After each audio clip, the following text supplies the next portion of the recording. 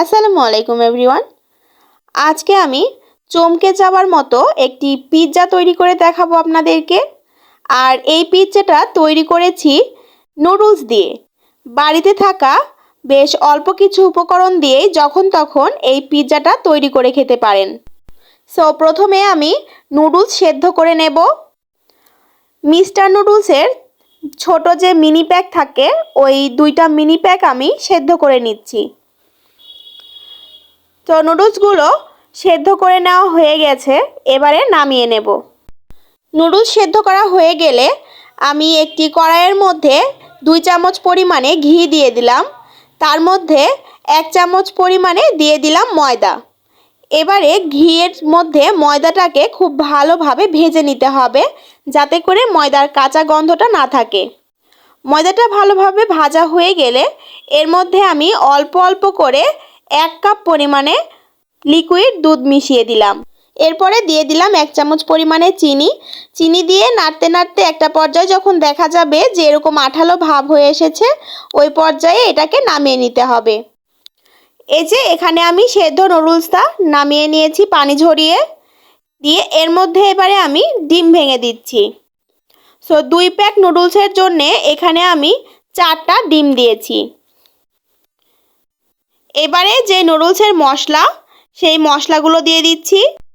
2 pack নুডলসে 2 pack মশলা ছিল, 2 pack মশলাই আমি এর মধ্যে দিয়ে দিলাম। এবারে দিয়ে দিচ্ছি পেঁয়াজ কুচি ও কাঁচামরিচ কুচি। দিয়ে দিলাম অল্প একটু পরিমাণে লবণ, দিয়ে খুব ভালোভাবে এগুলোকে মিক্স করে নিতে হবে। তো হাত দিয়ে আমি খুব ভালোভাবে এই সব উপকরণগুলো মিক্স করে নিচ্ছি। সো মিক্স করা হয়ে গেছে। এইবারে প্যানের মধ্যে তেল দিয়ে দিয়েছি। এবারে নুডলসের মিশ্রণগুলো পুরোটাই ঢেলে দিলাম তেলের মধ্যে, দিয়ে খুব ভালোভাবে চারি সাইডটা সমান করে নিতে হবে। এই যে দেখুন আমি কীরকমভাবে এরকম পুরো সাইডটা সমান করে নিচ্ছি। সো এরকমভাবে সমান করা হয়ে গেলে ঢাকনা দিয়ে ঢেকে লো হিটে এটাকে জাল করে নিচ্ছি। সো এক পাশ যখন ভালোভাবে ভাজা হয়ে যাবে, এবারে এটাকে আমি উল্টে নেব। সো প্রথমেই ঢাকনাটার উপরে উল্টে নিয়েছি। এইবারে অন্য পাশটাও দিয়ে দিলাম প্যানের মধ্যে দিয়ে। এইবারে এর উপরে দিয়ে দিচ্ছি টমেটো সস। টমেটো সসটা দিয়ে একটু ভালোভাবে চারিপাশে মাখিয়ে দিচ্ছি।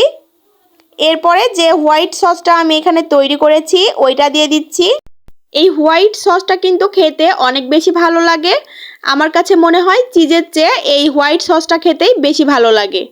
সো এইবারে যে কাঁচামরিচের ভেতর থেকে আমি বীজগুলো ফেলে দিয়েছি এবং কিছু পেঁয়াজ দিয়ে উপরে ডেকোরেশন করে নিয়েছি। নিয়ে এবারে ঢাকনাতে ঢেকে দিলাম। নিচের সাইডটাও যখন খুব ভালোভাবে ভাজা হয়ে যাবে, ওই পর্যায়ে পিৎজাটা আমি নামিয়ে পরিবেশন করে নেব। সো ফ্রেন্ডস, এই যে দেখুন কতটা সুন্দর আর কতটা লোভনীয় একটি পিৎজা তৈরি হয়ে গেল। যখন তখন পিৎজা খেতে ইচ্ছা করলে বাড়িতে থাকা অল্প কিছু উপকরণ দিয়েই তৈরি করে নিতে পারেন এরকম নুডলস পিৎজা। আর এই পিৎজাটা খেতেও কিন্তু অনেক বেশি ভালো লাগে। আপনারা তৈরি করে খেলেই বিশ্বাস করবেন যে এই পিৎজাটার টেস্ট কতটা বেশি হয়। এরকমভাবে পিৎজা তৈরি করে দিলে দেখবেন ছোট থেকে বড় সকলে একদম চেটেপুটে খাবে। সো ফ্রেন্ডস, ভিডিওটি ভালো লেগে থাকলে অবশ্যই একটি লাইক দেবেন।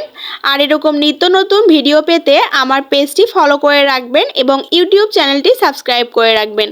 সকলে সুস্থ থাকবেন, ভালো থাকবেন। আজকের মতো বিদায় নিচ্ছি। আল্লাহ হাফেজ।